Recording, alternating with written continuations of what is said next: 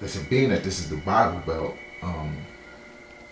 yeah, how did you navigate the whole, you know, you can't be God. Jesus is God, you know, and you know, your friends, and then also their parents, and then you said you became a man of respect in the neighborhood. It was difficult, God. It was difficult, but probably no more so than anywhere you go. Mm-hmm. You're gonna always be pushing up against that wall of resistance when you're talking about what seemingly is a very radical concept, mm-hmm. that God is a man, mm-hmm. Or better yet, man is God. Mm-hmm. So we probably didn't receive any more resistance than anyone else. And remember, in this particular area, this is a military town. Mm-hmm. So even Austin is only 45 minutes from Killeen. Mm-hmm. And so you have this military influence. There's military bases in San Antonio and in Houston. So you have, you're gonna have a multicultural, a diverse environment from the get-go. So everyone you speak to may not be from the South. They may be from New York or Washington State or Cali or what have you. It was through the young ladies, the young sisters. The sisters that you got to respect. Yeah, because we would be going to, you know, date them or go to their house and hang out, and their parents would be, what kind of name is Shabba Dabba? You know, they always mess stuff up. Hakadoo, and you know. Did your mama name you that? Exactly. Did your mama name you? And so that would be, as I saw, a moment of opportunity. Mm. And so I would be all over that kind of stuff.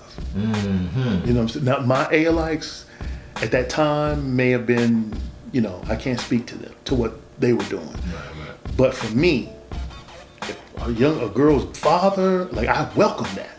Mm. I welcomed that because I knew I was standing on the truth.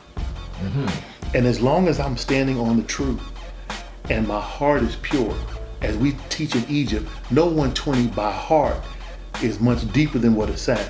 Mm. It's not about regurgitating or repeating. Know it by heart. Mm-hmm. You have to love it. You know what I'm saying? Right. And love is a supreme understanding. So when we say know it by heart, we talking about something way different. Right. And so I would take those opportunities. Oh, well, ma'am, actually, my name is da-da-da-da-da-da. Mm-hmm. And it was a name that I chose, but da-da-da-da-da-da. Mm-hmm. It's my honorable name, and I would give them my honorable name. Right. And they would go, oh, this young man is very respectful. He's very da-da-da-da-da-da-da-da. And I would be with my brothers, and they're talking to their girls, and their parents would be saying, you need to be dating his friend. He's so respectful. So it was the way.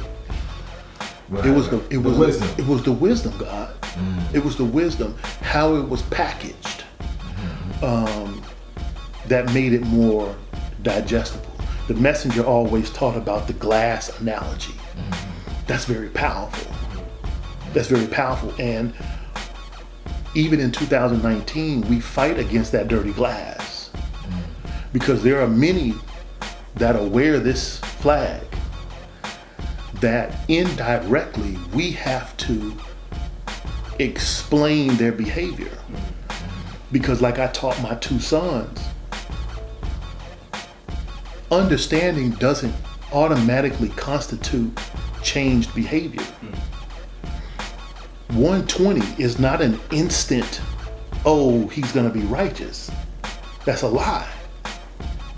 And everybody can show up to a court with a lie until you present the facts. And so I was taught that Allah taught, judge a man by his ways and actions. Because this is how we get to, look into a man's heart, find out the character. What is his character like? Don't care about his wisdom and degrees he quoting in every comma and period, because that's superficial. That's same thing the degree says. He believed in the 10% on face value. Right. So we must look at how a man walks. How does this man, how does he talk to his daughter? I'm doing the knowledge to that. This elderly lady that was trying to get to the door, did he get up and help her to the door? I'm looking at stuff like that because that speaks to the character of a person. So, long story short, when I would be building with these people, parents, these sisters' parents, to me, it was an opportunity to share information that I had. You know, in my arrogance at 16, I think I had it all, but I was convicted, and I felt indicted to do that. Duty of a civilized person to teach he was have civilization. That there's no time limit on that. There's no Monday through Friday you're supposed to do that. That degree didn't say nothing about time. It just said it must be done. And it also those 3 degrees in there, actually 16 to 19 or 16 to 20. Yeah, it kind of talks about your real 9 to 5. Yeah. Exactly. And the penalty for not doing it. Right. And so I took those moments as, man, this is a great opportunity. And it was an opportunity to show them how it should look. Of course, arrogant of 16, I think I know how it should look. But at that time, I'm responsible for what I was given. And so those were opportunities, man. I never shied away from that. Never shied away. I did get resistance, but it was important how I presented it. Right. How I presented it.